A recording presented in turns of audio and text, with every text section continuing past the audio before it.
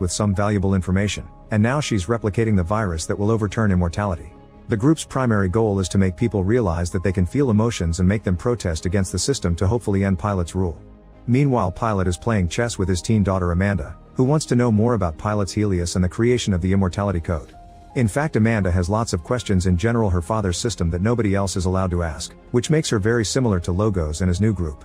This is starting to bother Pilot.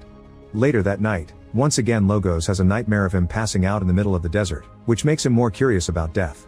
When he wakes up, he isn't sure if he should take maintenance or not. Later on the train, he's approached by Ake again, and she goes all out on trying to become close friends with Logos by pretending she knows how he feels. Soon the subject of taking maintenance comes up, but neither of them confesses if they take it or not. Sometime later, the rebel group gets together to make a plan to disturb the flow of maintenance by changing the code, which can be done from the Capitol building. However, in order to recode they need access to the underground tunnels of the Capitol building.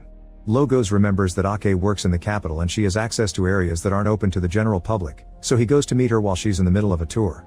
Logos tells her that he does take his maintenance and asks about hers, but before Ake can reply, they're interrupted by the twins. Ake rushes back to work and Logos asks the twins about their special bond, which could be lost if Pilot chooses only one of them to make immortal. However, the twins think Pilot would never do that to them. Afterward, Armoros asks Ake what Logos was talking about, but she lies to him and claims that he just came to say hi. Logos' question is stuck in her mind for the rest of the day and Ake begins wondering what it would feel like not to take maintenance. When she finally meets with Logos again, he sees the doubt in her eyes and trusts her enough to bring her to the rest of the group.